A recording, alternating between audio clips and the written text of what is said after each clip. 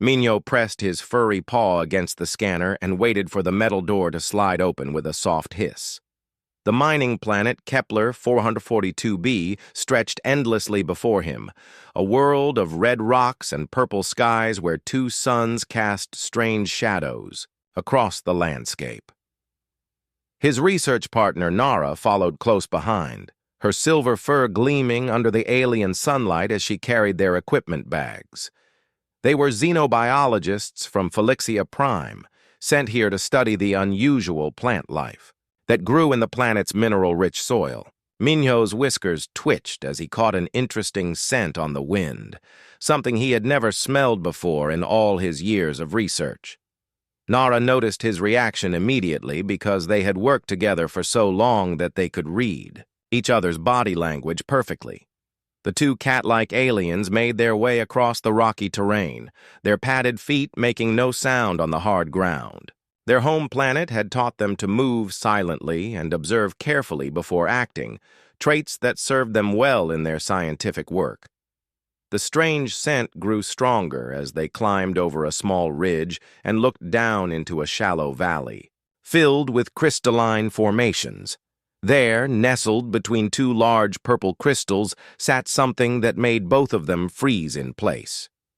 It was an egg, but not like any egg they had ever seen in their studies of alien life forms. The shell was deep black with veins of gold running through it like lightning frozen in time. The egg was enormous, easily the size of Minho himself, and it pulsed with a faint inner light that seemed to match the rhythm of a heartbeat. Nara approached slowly, her scientific curiosity overriding her natural caution. She pulled out her scanner and ran it over the egg's surface while Minho kept watch for any signs of danger. The readings made her ears perk up in surprise because the life signs inside were incredibly strong and complex, far more advanced than anything they had expected to find on this remote mining world. According to Galactic Research Council protocols, they should have immediately reported the discovery and waited for a full scientific team to arrive. But as they stood there looking at the abandoned egg, both aliens felt something they had never experienced before in their professional careers. It was a protective instinct, a sudden, overwhelming need to care for whatever creature was growing inside that beautiful shell. Minho circled the egg carefully, noting that there were no signs of parent creatures anywhere in the area. The egg had been alone for who knows how long, and from their scans it seemed like the creature inside was ready to hatch very soon. Without the warmth and protection of its parents, the baby inside might not survive much longer in the harsh conditions of the mining planet. The two researchers looked at each other and seemed to have an entire conversation without saying a word. They had always wanted to have kits of their own, but their demanding research careers had never given them the opportunity.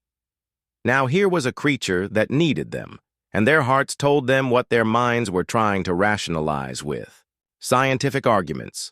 Together they carefully lifted the heavy egg and carried it back to their research station. The station was a small but comfortable facility designed for long-term scientific work, with living quarters, laboratories, and all the equipment they needed for their studies. They cleared out one of the storage rooms and set up a makeshift nursery, using heating lamps to keep the egg warm and monitoring equipment to track its vital signs. For 3 days, they took turns watching over the egg, hardly sleeping as they waited for signs of hatching. On the 4th morning, Nara was drinking her morning tea when she heard a cracking sound from the nursery. She called for Minho, and they both rushed to see hairline fractures spreading across the golden veins of the shell. The hatching process took several hours, and they watched in amazement as a small claw pushed through the shell, followed by a snout and then a head covered in the tiniest scales they had ever seen. When the creature finally broke free completely, they found themselves looking at something that should have been impossible. It was a dragon, no bigger than a house cat, but already showing all the features of the ancient creatures from Galactic legends. It had wings folded against its back, 4 strong legs ending in sharp claws, and eyes that seemed far too intelligent for a newborn. Its scales were deep blue-black with hints of silver, and when it opened its mouth to make its first sound, a tiny puff of smoke emerged. The baby dragon looked up at Minho and Nara with those ancient eyes and made a sound that was part chirp, part roar, and completely adorable. In that moment, both alien cats fell completely in love with their unexpected new family member. They decided to name him Taiho, which meant great hero in their language, though they had no idea how prophetic that name would turn out to be. From his very first day, Taiho behaved exactly like a Felixian kit would. He followed Minho and Nara everywhere, tried to groom himself with his tiny claws, and curled up between them when it was time to sleep. When he was hungry, he would rub against their legs and purr, though his version of purring sounded more like a small engine running. The two researchers completely abandoned their original mission to focus on raising their adopted son. They taught him to speak their language, showed him how to use the litter box they had modified for his size, and played with him using toys they crafted from their scientific equipment. Taiho learned everything eagerly, never questioning why he looked so different from his parents, or why his attempts at typical cat behaviors always seemed to go slightly wrong. As the days turned into weeks, they all settled into a routine that felt like the most natural thing in the galaxy. Minho would wake up first and prepare breakfast, while Nara helped Taiho with his morning grooming.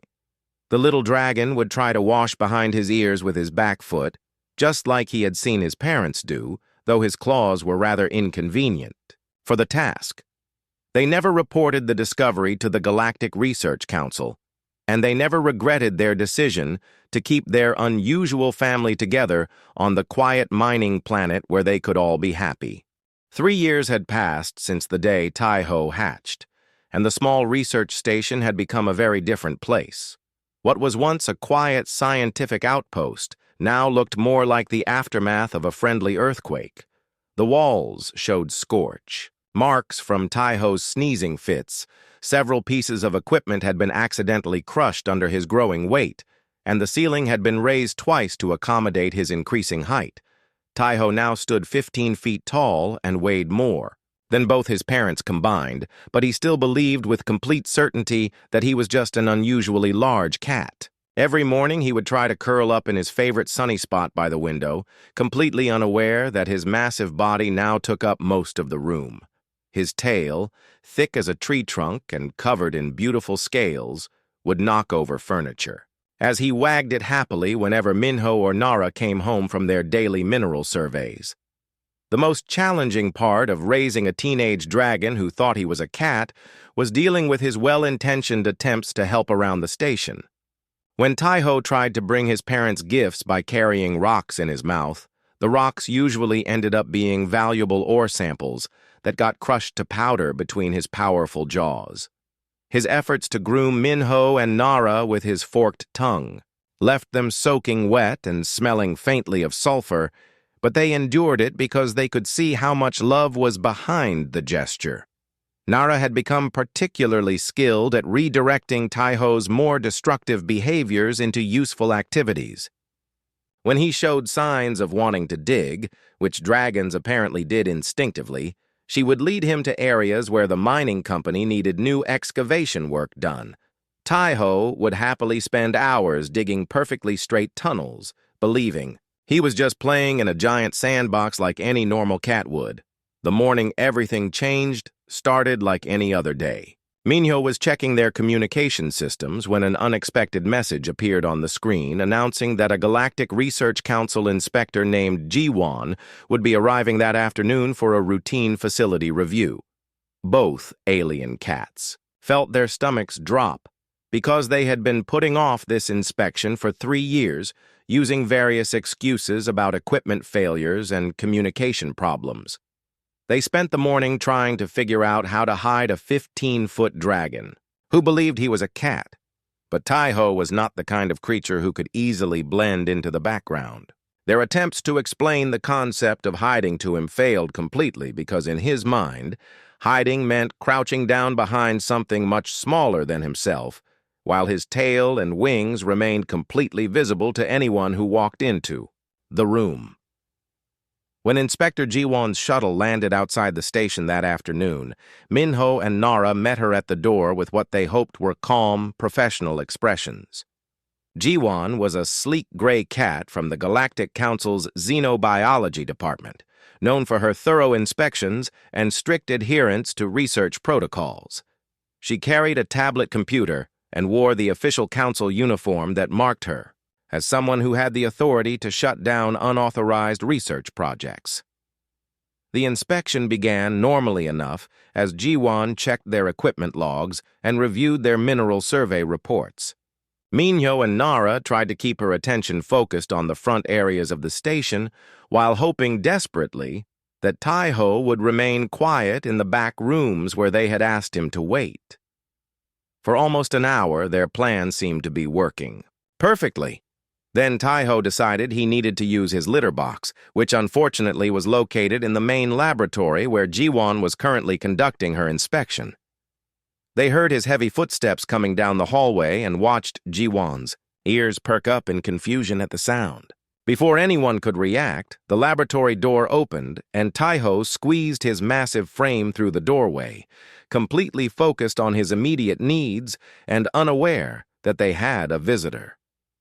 Jiwon's reaction was exactly what Minho and Nara had feared most.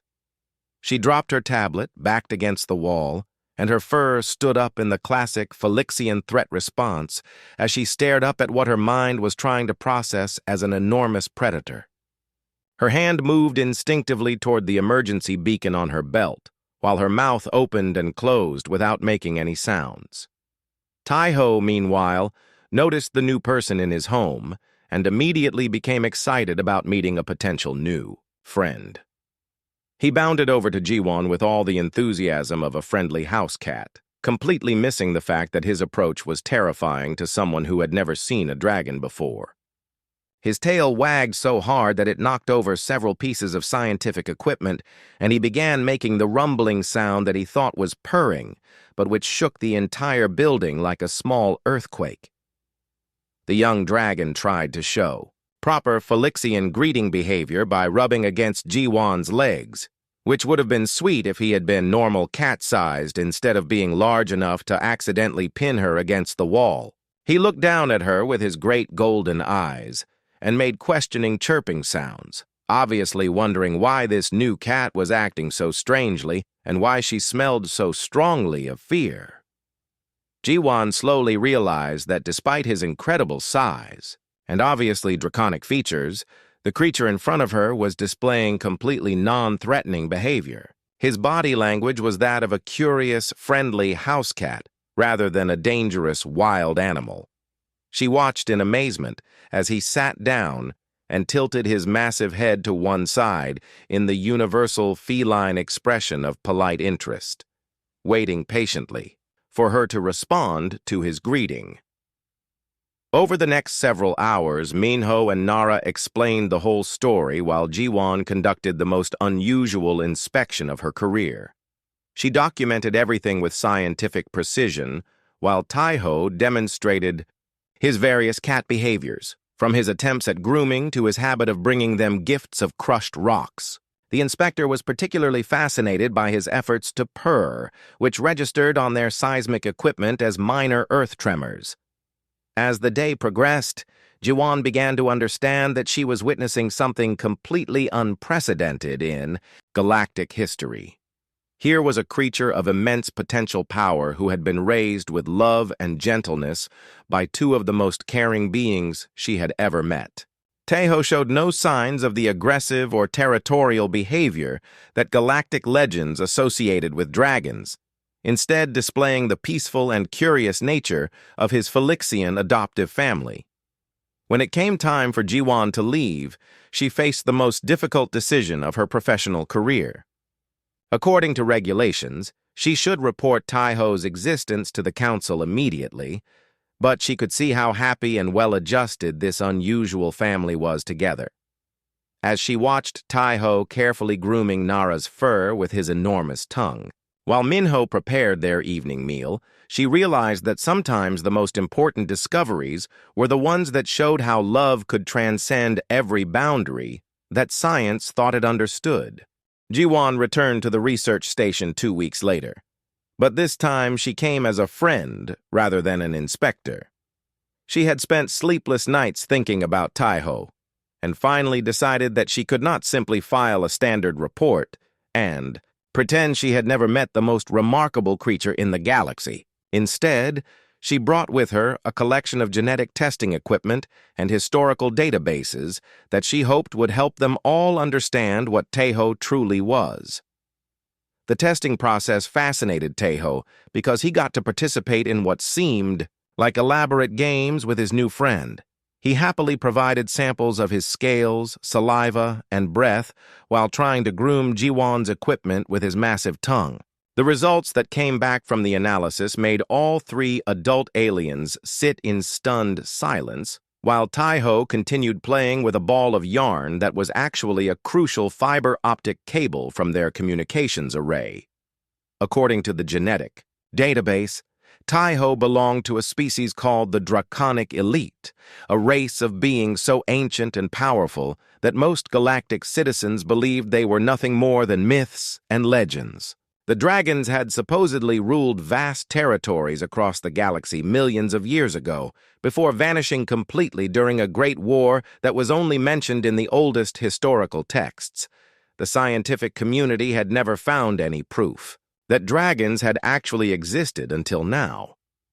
Jiwon explained to Minho and Nara that adult dragons were supposed to be capable of traveling through space without ships, communicating telepathically across vast distances, and wielding elemental forces like fire, ice, and lightning as naturally as breathing.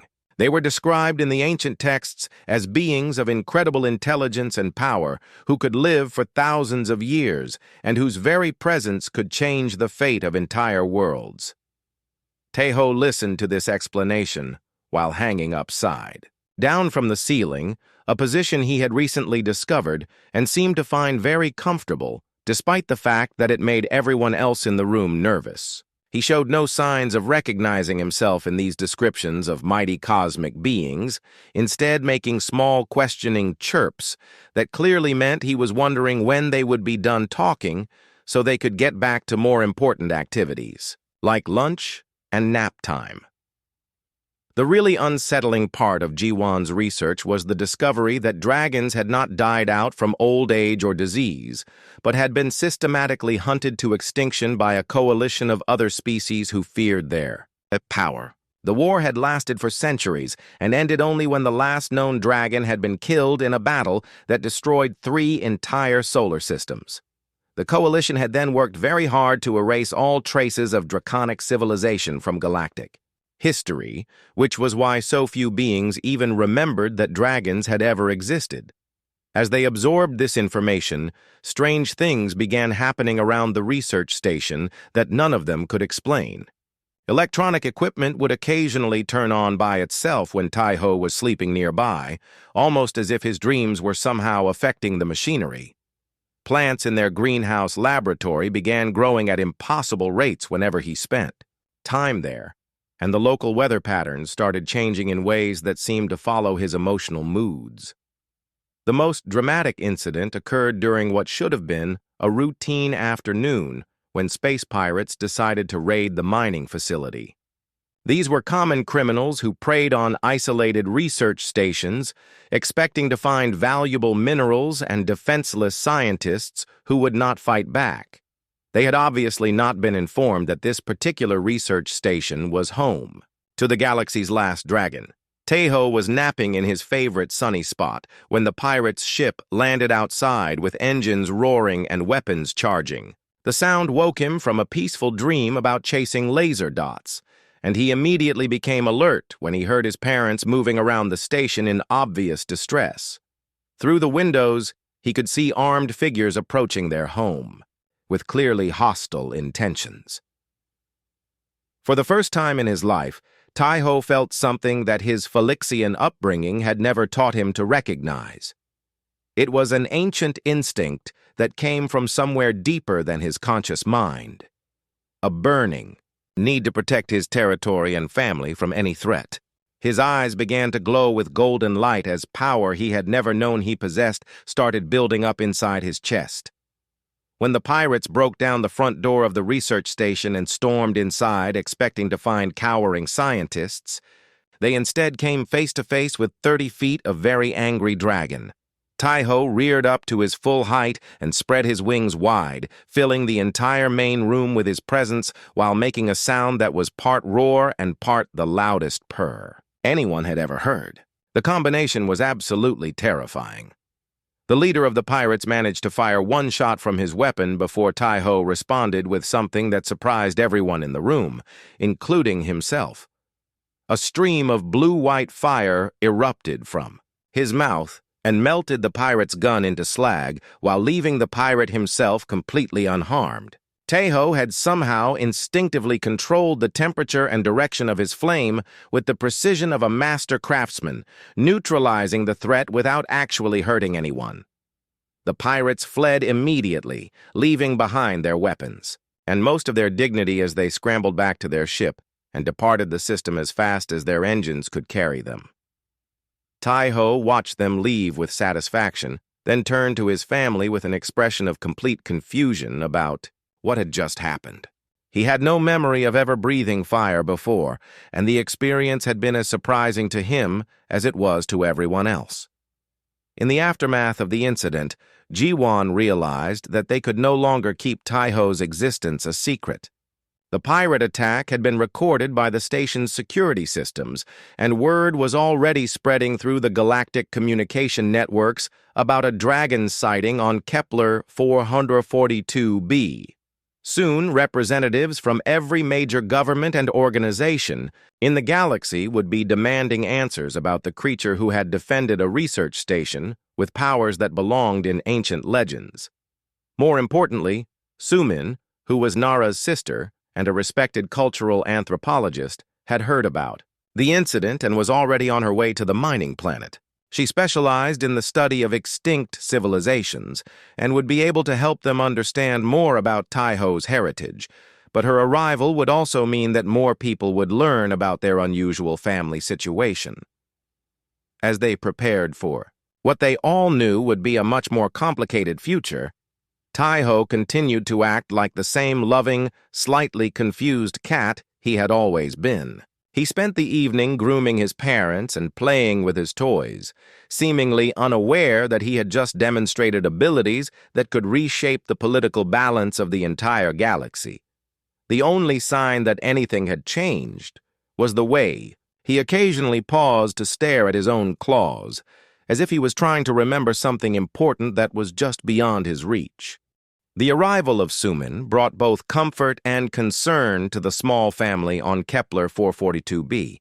As Nara's sister, she immediately understood and supported the bond between the alien cats and their adopted dragon son. But as a cultural anthropologist who specialized in extinct civilizations, she also brought disturbing news about what Tai-Ho's discovery meant for their peaceful life together. Sumin had spent her career studying the fragments of information that remained about the ancient draconic civilization, and she was one of the few beings in the galaxy who truly understood how significant Tai-Ho's existence was. She explained to them that dragons had not simply been powerful creatures, but had been the guardians and protectors of countless worlds before their extinction. Each dragon had been capable of single-handedly defending entire star systems from threats that would overwhelm conventional military forces. The cultural implications were staggering because dragon society had been built around concepts of honor, protection, and responsibility that were completely different from modern galactic civilization. Dragons did not seek to conquer or control other species, but instead formed bonds with civilizations they chose to protect, often serving as wise advisors and powerful defenders for thousands of years. The fact that Tai-Ho had been raised with Felixian values of gentleness, curiosity, and peaceful coexistence made him potentially the most beneficial discovery in galactic history. However, the Galactic Council did not see things the same way. Within days of the pirate incident being reported, Official communications began arriving at the research station, demanding that Taiho be surrendered to council custody for evaluation and study.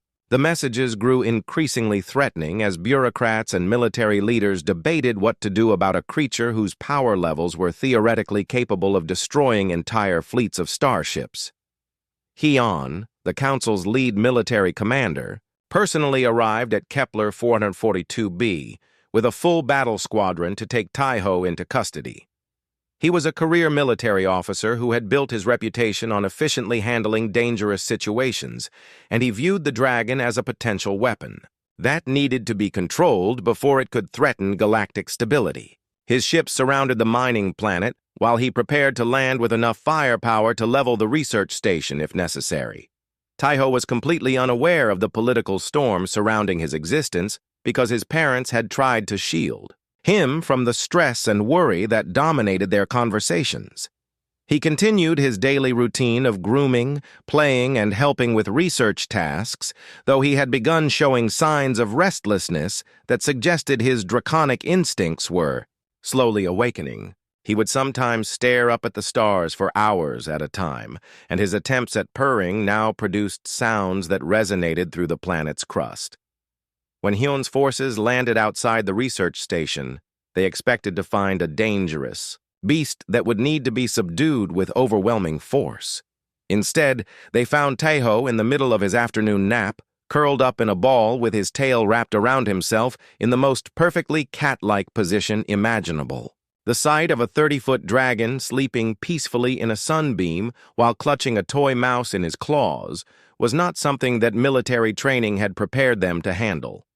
The confrontation began when Haiyan's soldiers attempted to enter the research station and were met by Minho, Nara, Somin, and Jiwon standing firmly in their path. The four aliens refused to allow the military forces to take Taiho away from his family, arguing that he had done nothing wrong and had actually protected the station from criminals. Their civil disobedience was peaceful but absolutely determined, and it was clear that they would not move aside voluntarily. Taiho woke up from his nap to find his home surrounded by strangers in military uniforms who were obviously causing distress to his beloved family. His first reaction was to try the Felixian approach to conflict resolution, which involved making himself as small and non-threatening as possible while attempting to hide behind furniture that was far too small to conceal his massive frame. He crouched behind a research table with his wings folded tight against his body, apparently believing that if he could not see the soldiers, they could not see him either. The situation remained tense but peaceful until one of Haiyan's subordinates made the critical error of pointing his weapon directly at Minho when the alien cat refused to step aside. Taiho saw the threat to his adoptive father and felt the same protective rage that had awakened his fire-breathing abilities during the pirate attack. But this time the response was much more dramatic because he was no longer caught by surprise. Every piece of electronic equipment in the research station began sparking and overloading as Taiho's emotional state triggered abilities he did not understand. The ground beneath the building started trembling as his unconscious power affected the planet's geological structure, and the air around him began shimmering with heat distortions that made him appear even larger and more intimidating than his actual size. But instead of unleashing destruction, Taiho channeled his power through the behavioral patterns his Felixian family had taught him. Rather than attacking the soldiers directly, he positioned himself between them and his parents in a protective stance that communicated his intentions clearly without being directly threatening. He made no aggressive moves toward the military forces, but his presence filled the space with such overwhelming power that everyone present understood exactly what would happen if they chose to escalate the confrontation. Heian found himself facing a completely unprecedented tactical situation because all of his training had prepared him to deal with enemies who wanted to fight, not with a being of godlike power who was trying very hard to avoid violence while still protecting his family. Taiho's behavior demonstrated intelligence, restraint, and emotional control that contradicted every assumption the military had made about dragons being mindless, destructive forces. The standoff continued for several hours while Hyun consulted with his superiors and tried to figure out how to handle a creature who could apparently level cities but was currently using his abilities to very carefully avoid stepping on a small potted plant that had fallen over during the commotion. Teiho's concern for the welfare of a simple houseplant while simultaneously holding an entire military squadron at bay was perhaps the most convincing demonstration possible of his fundamentally peaceful nature. The resolution came when Sumin stepped forward and began speaking to Taiho in what she had learned was the ancient draconic language, words that had not been heard in the galaxy for millions of years.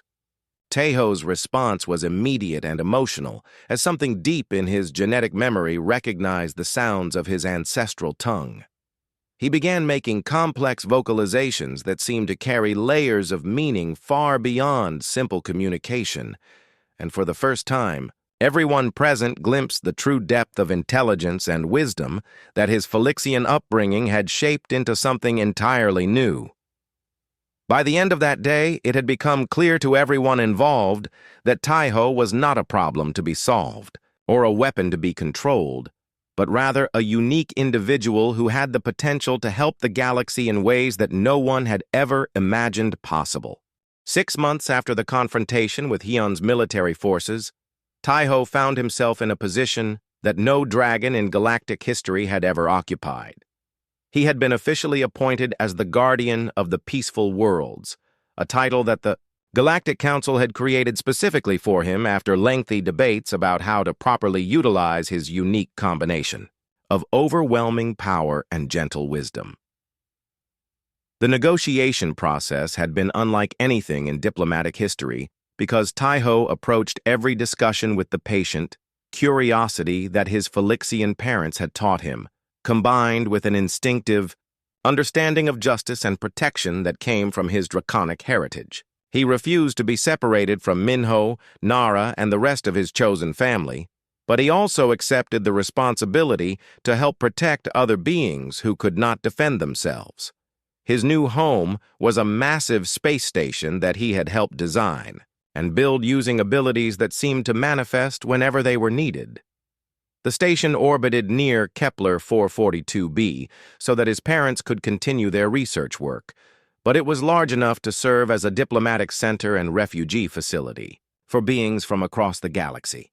Taiho had insisted that the station include comfortable living spaces for any species that might need his help, along with extensive gardens and recreational areas because he believed that all creatures deserved beauty and comfort in their lives.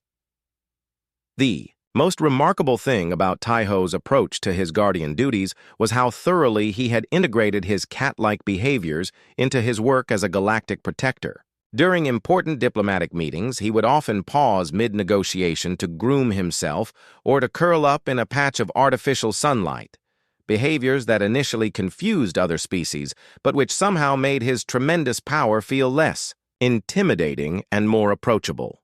Yunbi, the human diplomat who had been assigned to serve as cultural liaison between Taiho and the various galactic governments, had initially been terrified of working with a creature who could theoretically reduce planets to asteroids. However, she quickly discovered that her biggest challenge was not managing a dangerous monster, but rather explaining to visiting dignitaries why the galaxy's most powerful being had just interrupted a crucial trade negotiation to chase a laser pointer across the conference room ceiling. The first major test of Taiho's abilities as Guardian came when the Vorthon Empire declared war on the peaceful mining colonies of the Outer Rim, claiming they needed the resources to fuel their expanding military machine. The colonies had no way to defend themselves against the Empire's war fleets, and traditional diplomatic channels had failed to prevent what would have been a massacre of innocent civilian populations. Taiho's response to the crisis demonstrated exactly why his unique upbringing made him so effective as a protector. Instead of simply destroying the Vorthon fleet, which he certainly could have done, he chose to approach the situation with the patience and intelligence that Minho and Nara had taught him. He began by positioning himself directly between the Vorthon ships and their intended targets, making it clear that any attack on the colonies would have to go through him first. When the Vorthan commander ordered his ships to fire on Taiho, expecting to either destroy or drive away what he assumed was just another large space creature. The dragon demonstrated why the ancient texts had described his species as masters of elemental forces. He absorbed the energy from their weapons and redirected it into a spectacular light show that illuminated the entire star system while leaving their ships completely undamaged but temporarily powerless. The real breakthrough came when Taiho used his newly awakened telepathic abilities to communicate directly with every being in the Vorthan fleet simultaneously. Instead of threatening them with destruction, he shared with them his own memories of growing up in a loving family, of learning to find joy in simple pleasures, and of discovering that true strength came from protecting others rather than conquering them. The experience was so profound that many of the Vorthan soldiers began questioning why they were fighting at all. The war ended not with a battle, but with the largest diplomatic gathering in galactic history, as Taiho brought together representatives from the Vorthan Empire and the Outer Rim colonies to work out a peaceful solution that addressed everyone's needs. His ability to remain calm and patient during even the most heated exchanges, combined with his habit of occasionally pausing to play with a ball of yarn during breaks in the negotiations, somehow created an atmosphere where former enemies could find common ground. Over the following years, Taiho's reputation as a protector and peacemaker grew throughout the galaxy as he successfully mediated conflicts that had seemed impossible to resolve. His methods were always unconventional by traditional standards, but they worked because he approached every situation with genuine care for all parties involved and an absolute refusal to accept that violence was the only solution to any problem. The space station became a pilgrimage destination for beings from across the galaxy who wanted to meet the legendary Guardian, though many visitors were surprised to discover that appointments often had to be rescheduled because Taiho was taking his afternoon nap or had become distracted by something shiny. His daily routine still included all the behaviors he had learned as a kitten, from grooming himself meticulously to bringing gifts of interesting rocks to his family members. Minho and Nara continued their research work from the station, now, with access to resources and specimens from across the galaxy as beings sought to honor the dragon who had brought peace to their worlds. They often reflected on how their simple decision to care for an abandoned egg had changed not only their own lives, but the fate of countless civilizations throughout the galaxy. The story reached its perfect conclusion during a routine diplomatic mission when a reporter asked Taiho to explain how he had managed to bring peace to so many conflicts that had seemed unsolvable. The dragon considered the question seriously for several minutes, grooming behind one ear while he thought, then looked up with those ancient golden eyes that still held all the curiosity and gentleness of the kitten he had once been. His answer, delivered in a voice that was part roar and part purr, became the most quoted statement in galactic diplomatic history. He said that his family had taught him that sometimes you must show your claws to protect what you love, but that wisdom was knowing when to retract them. He explained that every being in the galaxy wanted the same basic things that he had learned, to value as a kitten: safety, comfort, family, and the chance to play in warm sunlight.